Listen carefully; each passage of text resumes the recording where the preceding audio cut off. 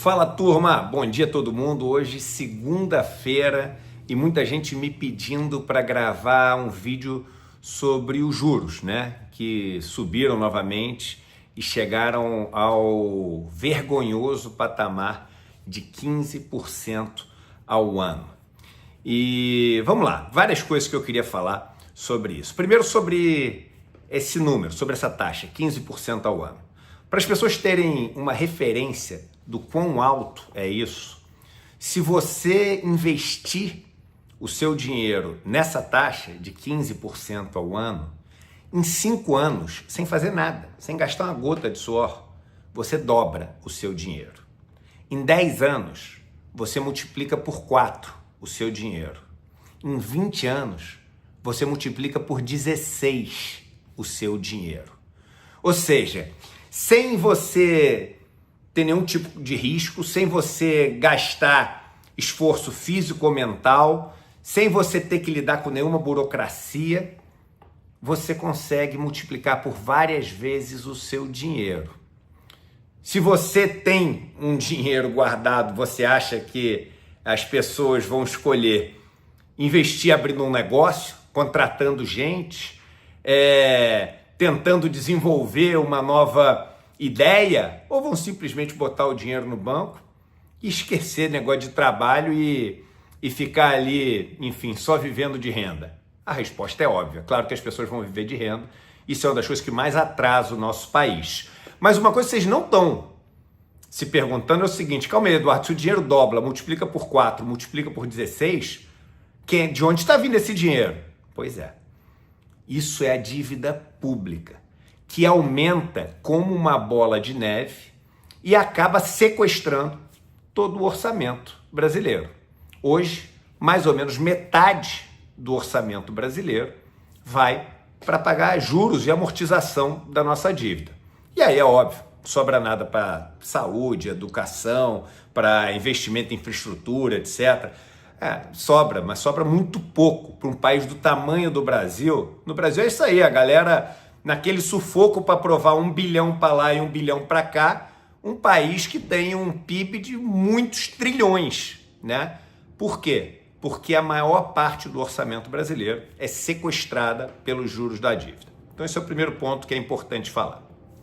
Segundo ponto que é importante falar, muita gente fala assim, pô, mas vem cá, agora que é o Galípolo, você não critica, né? Você não fala mal. E vamos já começar tirando aqui o elefante da sala. O Galípolo é meu amigo. É meu amigo e eu gosto pra caramba do Gabriel Galípolo, tá?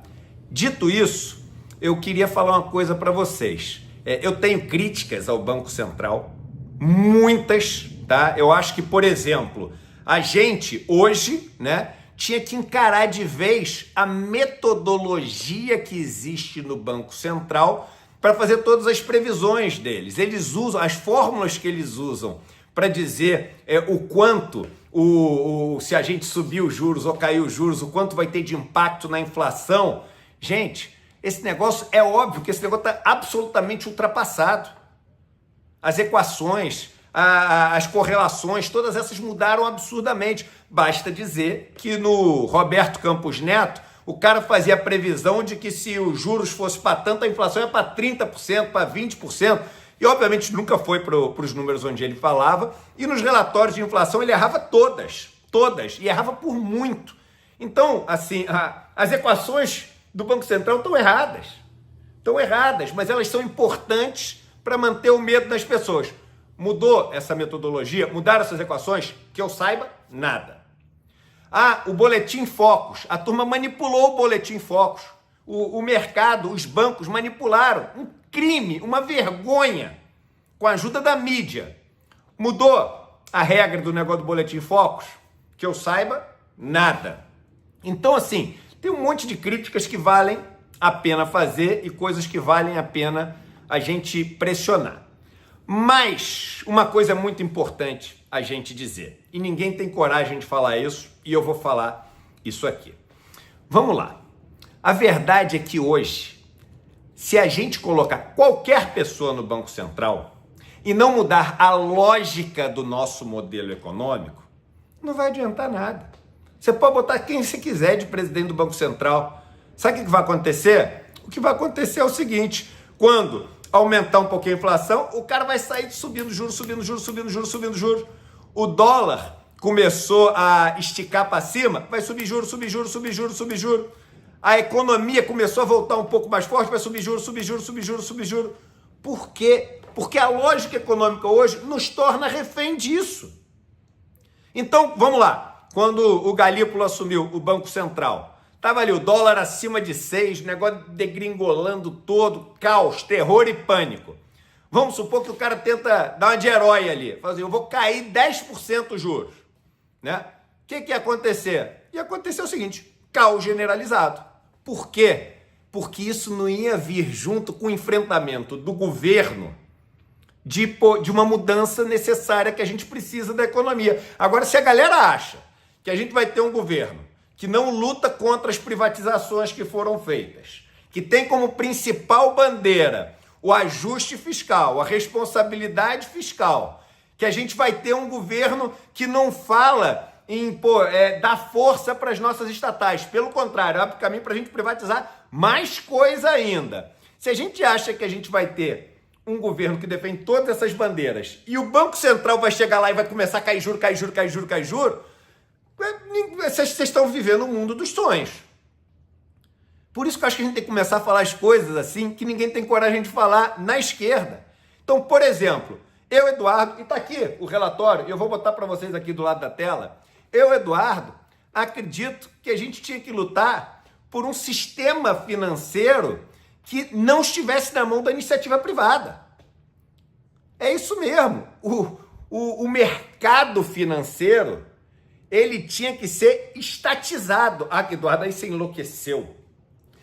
Deixa eu te contar uma coisa. Sabe quanto existe de investimento das pessoas depositado nos bancos? Tá aqui o número.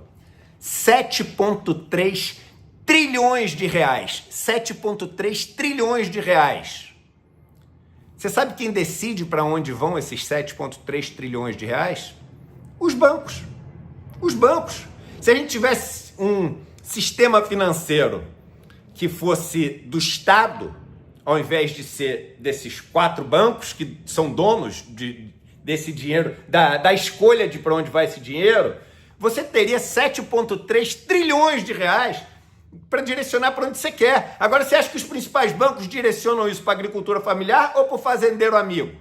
Você acha que esses bancos cobram uma taxa de emprestar, ali uma taxa de empréstimo maior para os amigos donos das construtoras, das grandes fazendas, ou do cara que é trabalhador, do cara que está ferrado? Gente, por que a China é tão poderosa? São muitos fatores, mas um dos fatores é o seguinte, todo o sistema financeiro ali está na mão do Estado. Então, ele tem, além do orçamento que você tem, orçamento público, não sei o quê, você tem um orçamento monstruoso, que é do dinheiro das pessoas, para você canalizar para onde você quer. No Brasil, a gente fica brigando para ter 2 bilhões para cá, 5 bilhões para lá, 10 bilhões para cá, e tem 7,3 trilhões com T de tatu, entendeu? Trilhões de reais que os bancos decidem para onde vão.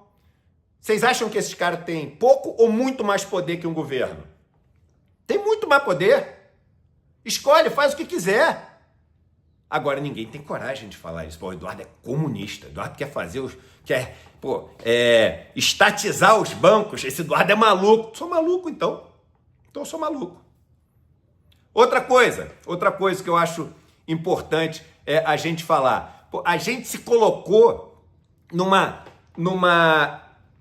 armadilha onde a gente tem que viver dentro dessa inflação de 3%, senão o mundo vai acabar. Aí o que acontece?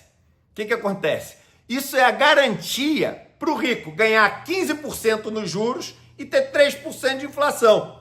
Isso é a garantia. Agora, para o pobre, ele não consegue aplicar o dinheiro dele a 15% de juros. Ele está pegando dinheiro emprestado a 15%, a 30%, a 50%, a 1000%. Tem 1000% de taxa de juros no Brasil. Quem disse que se a inflação fosse 5%, eu vou até falar que 10% ao ano, isso não poderia ser melhor. Eu não sei, mas não se discute.